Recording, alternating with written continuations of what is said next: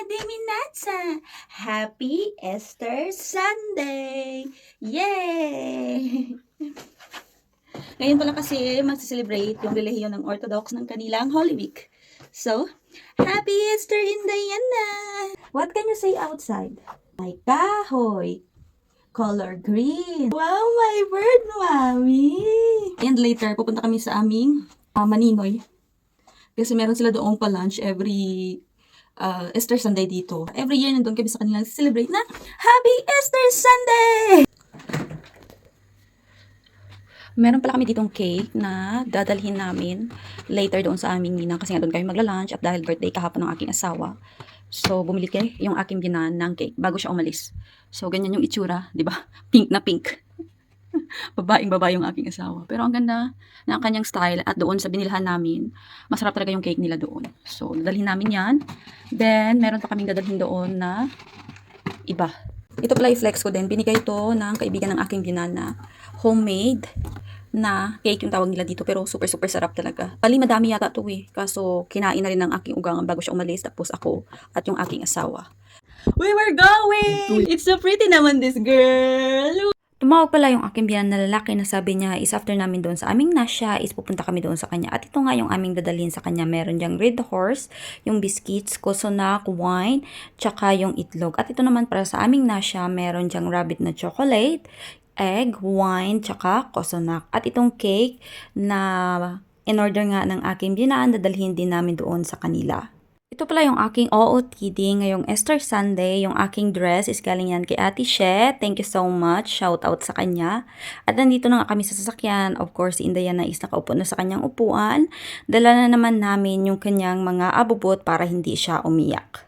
Mostly pala ng mga store dito sa amin during Easter Sunday is mga sarado except na lang sa mga gasolinahan. Nandito na kami sa bahay ng aming ninang at ninong. At tingnan nyo naman si Indayana o diba feel at home kasi nga tulog na tulog siya. Tapos kami is nag-umpisa na rin kumain. Napansin ko lang sa kanilang mantle, Easter talaga ang datingan kasi nga meron naka-printed na itlog. At yan nga nag-umpisa na rin kaming magtiyangwahan or magkwentuhan, magmaritisan. Pero ako tawa lang tawa kasi nga hindi pa ako masyadong marunong magsalita ng Romanian pero nakakaintindi po ako. At yan na nga, gising na si Indayana. Super sarap at super dami ng pagkain na inihanda ng aming ninang at ninong para sa kanilang Easter Sunday. Hindi na ako nakapag-video doon kasi super dami ng kanilang mga bisita at ito na nga, umalis na kami sa kanilang bahay. Nagstay lang kami doon ng mga 5 hours. Ito palang dinadaanan natin is papunta na ito sa village ng aking biyanan na lalaki.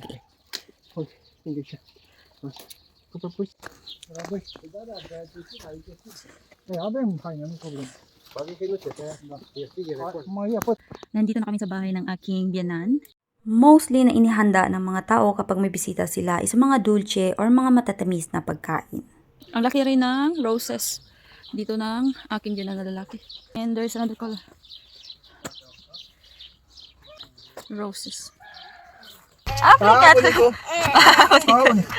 Tita Carmen. Bye! Nandito na pala kami sa bahay.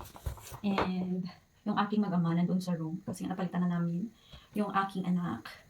At ito yung nakuha ng aking anak sa kanyang first ever Easter Sunday ng mga Orthodox dito.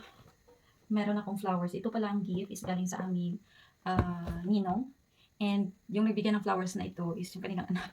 Maraming salamat. So, yung regalo ng aming na siya is another clothes na naman of course. Pero malaki na yung size nito kasi ang laki yung anak ko. And have 2. 2 piraso siya. Ito is makapal siya and I think gagamitin ko to siya sa autumn. And after namin doon sa aming Manila kasi doon na kami nag-lunch, pumunta kami sa father or sa aking binan na lalaki and nagbigay sila ng meron kaming pa-Sharon Cuneta galing doon sa aking binan na bigay na ito. Pagkain ko siya pero yung tawag nila druji yata kung hindi ako nagkakamali. Masarap siya. Ito siya. Ano ko yung ingredients niya pero masarap to. Ito yung kadalasan na inihanda rin sa mga okasyon dito sa row. Then, we have plenty of honey. This is a honey na ginawa ng aking biyanan. Kasi gumagawa siya ng homemade honey. This one. And I have another one naman. Sabi niya sa akin, ito kapag may sakit daw, is ilagay mo lang siya sa tea. Tapos, yung tubig niya is kumukulo talaga. Yung mainit na mainit. Tapos ilagay mo siya with lemon. Maganda daw to siya kapag masama yung pakiramdam. Ang laki-laki. Ito rin is honey. Pakita ko sa inyo. Kaya super dami kaming honey. Parang tawag dito, parang isang taon na to na konsumo. Ito, nabasag na siya. Look at this. Ang laki, di ba? Unlimited tayo sa honey. Kasi yung mga tao dito sa bahay, sa amin, mahilig sa honey. So, this is good. Hiningi ko sa kanya, sabi niya sa akin, bakit daw hindi ako nag-message sa kanya na wala na kami ditong honey. So, ang dami nating honey, so unlimited talaga ito. And yun lang for today's ganap sa Easter Sunday ng Orthodox people. Thank you for watching. Have a good day. Let it be.